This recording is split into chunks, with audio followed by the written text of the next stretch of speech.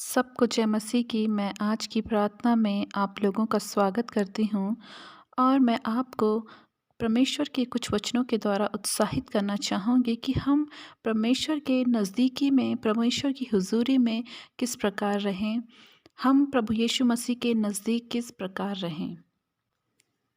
आजकल हम व्यस्त संसार की भीड़-भाड़ में हम बहुत सी आवाज़ों को सुनते हैं, इसलिए हम परमेश्वर की आवाज़ को सुनने में असमर्थ होते हैं। मेरे प्रियो, हमें यह जानना ज़रूरी है कि हमें परमेश्वर की आवाज़ को किस तरीके से सुनना है।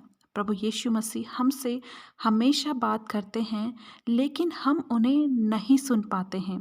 परंतु कुछ लोग सुनना चाहते हैं, परंतु कुछ कारण से सुन नहीं पाते हैं। हमारा परमेश्वर हमेशा हमें संकेतों के द्वारा, चिन्हों के द्वारा बातचीत करना चाहता है। जिस प्रकार परमेश्वर हमें इंद्रधनुष दिखाता है कि इंद्रधनुष जब हमें दिखता है तो प्रभु यीशु मसीह हमें ये चिन्ह दिखाता है कि वो अब धरती को जल से नष्ट नहीं करेगा। इसी प्रकार वो हमसे हमेशा चिन्हों से बात करता है। परमेश्वर हमें जिन चिन्हों से हमसे बात करते हैं, उन चिन्हों को समझने से पहले हमें परमेश्वर के कुछ वचनों को सुनना जरूरी है। पहली बात, परमेश्वर हमारी प्रार्थनाओं को हमेशा सुनते हैं। भजन संहिता 65 के दूसरे पद में कुछ इस प्रकार लिखा है, हे प्रार्थना के सुनने वाले सब प्राणी मेरे ही पास आओ। इस वचन के अनुसार हम जानते हैं कि परमेश्वर हमारी प्रार्थनाओं को सुनते हैं, तो इसमें तो कोई आश्चर्य नहीं है कि परमेश्वर आपकी प्रार्थनाओं को सुनते हैं। वो आपकी प्रार्थनाओं को ज़रूर सुनते हैं मेरे प्रियो, क्योंकि वचन कह रहा है, हे प्रार्थना को सुनने वाले, अर्थात परमेश्वर हमारी प्रार्थनाओं को सुनते हैं। दूसरी बात, परमेश्वर हमेशा हमारी बात सुनते हैं। दूसरी बात, परमेश्वर हमेशा हमसे बात करते हैं। प्रकाशित वाक्य 3 के 20वें पद में कुछ इस प्रकार लिखा है, देख मैं द्वार पर खड़ा हुआ खटखटाता हूँ, यदि कोई मेरा शब्द सुनकर द्वार खोले तो मैं उसके पास भीतर आकर उसके साथ भोजन करूँगा और वह मेरे साथ। इस वचन के प्रभु यीशु मसीह किसी विशेष व्यक्ति से बात नहीं कर रहे हैं, ना ही वो किसी विशेष खास समुदाय से बात कर रहे हैं। वचन में लिखा है, यदि तुम मेरी आवाज़ को सुनो, अर्थात वो हम सभी विश्वासियों की बात करना चाहते हैं।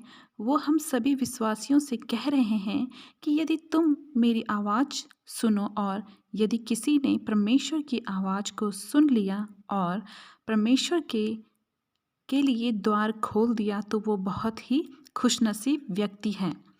तीसरी बात, परमेश्वर हमेशा हमारी प्रार्थनाओं का जवाब देता है। यूहन्ना 16 के 24 पद में कुछ इस प्रकार लिखा है, अब तक तुमने मेरे नाम से कुछ नहीं मांगा, मांगो तो पाओगे, ताकि तुम्हारा आनंद पूरा हो जाए। आप लोग सोच रहे हैं कि प्रभु कुछ ही लोगों की प्रार्थनाओं का जवाब देता है, लेकिन ऐसा नहीं है। परमेश्वर सबकी प्रार्थनाओं का जवाब देता है। सही बात यह है कि हम परमेश्वर की आवाज़ को नहीं सुन सकते, क्योंकि हम उसकी आवाज़ को सुनने का प्रयास नहीं करते हैं। हम ये नहीं जानते हैं कि प्रार्थना क्या है। प्रार्थना केवल परमेश्वर से बात करना ही नहीं, बल्कि परमेश्वर की सुनना भी है। इसका मतलब ये है कि हमें परमेश्वर से बातचीत करनी है और उसकी सुननी भी है। बहुत से लोग प्रार्थना तो करते हैं, परंतु परमेश्वर की बिना सुने ही प्रार्थना से उठ जाते हैं और हमेशा कहते हैं कि परमेश्वर हमसे बात नहीं करता। इसलिए प्रार्थना करने के बाद तुरंत ना उठें, कुछ समय परमेश्वर की आवाज़ को सुनने का प्रयास करें। तब हमें पता चलेगा कि प्रभु हमसे क्या बात करना चाहते हैं। आइए हम दुआ में जाएं। धन्यवाद धन्यवाद धन्यवाद धन्यवाद जीवित और सामर्थ्य जिंदा खुदा, इस पृथ्वी के रचयिता, सृजनहारा, पालनहारा प्रभु जी, हम आपका धन्यवाद करते हैं।